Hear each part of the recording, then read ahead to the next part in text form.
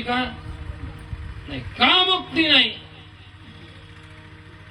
महाराज म्हणतात एवढं सगळं करून सुद्धा तुमच्या जीवनाला मुक्ती नाही, तर का मुक्ती नाही? तर महाराज म्हणतात तुम्ही त्या देवाचं चिंतन केलं नाही. कोणत्या? तर महाराज म्हणतात एक गाऊ आम्ही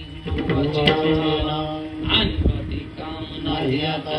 आम्ही त्या विठ्ठलाचं चिंतन केलं नाही ज्या विठ्ठलामुळे आम्हाला हा देह मिळाला. देवाला जेवढे इंद्रिय तेवढे इंद्रिय आपल्याला सुद्धा आहे, तेवढे इंद्रिय आपल्याला सुद्धा आहे.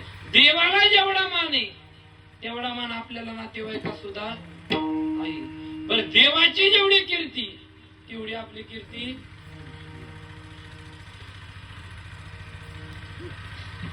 देवाची जेवढी कीर्ती तेवढी आपली कीर्ती नाही. कारण कीर्ती कोणाची राहते तर महाराज म्हणतात खऱ्या अर्थानं ज्यांनी आपलं मरण या मृत्यू लोकावरती आल्याच्या नंतर दूर केलं त्या लोकांची कीर्ती या ठिकाणी राहत असते. तुका म्हणे एक मरणची सरी उत्तमाची मोरे कीर्ती गेले दिगंबरा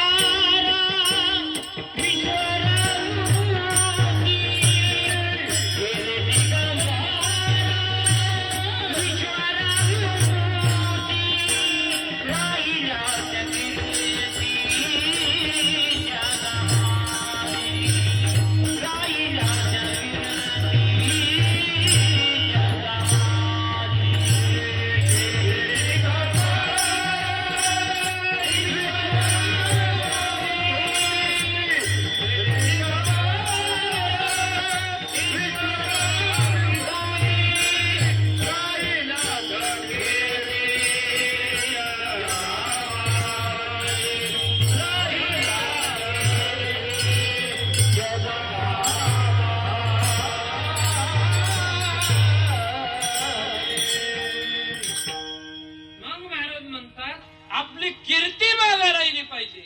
मग कीर्ती मागे राहण्याकरता आपल्याला काय करावं लागेल? तसं राहावं लागेल. मग आतापर्यंत कीर्ती कोणाकोणाची मागे राहिली पहा. ज्यांनी ज्यांनी देवाचं नामस्मरण केलं त्या लोकांची कीर्ती मागे, ज्यांनी ज्यांनी धर्मापायी आपलं जीवनाचं बलिदान दिलं त्या लोकांची कीर्ती आतापर्यंत मागे.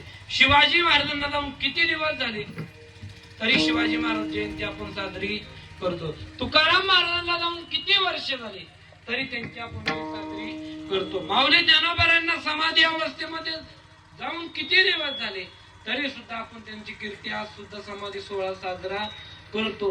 पण आपण जाऊन 1 वर्ष झालं 2 वर्ष झालं की लोक आपल्याला विसरून एवढीच आपली कीर्ती. पण ही कीर्ती किती बोटाची, कीर्ती किती हिताची? कीर्ती एवढा आटासाट आपण करतो, प्रपंच करतो. किती किती पोटासाठी करतो? ईदभर पोटा करतात. पण तरी सुद्धा आपलं पोट भरत. सकाळ खाल्लं म्हणजे दुपारी भूक, दुपारी खाल्लं म्हणजे संध्याकाळी भूक आहे. पण महाराज म्हणतात तुम्हाला जर भूक जर तुमची तृप्त करायची असेल तर तुम्हाला काय खाल्लं पाहिजे?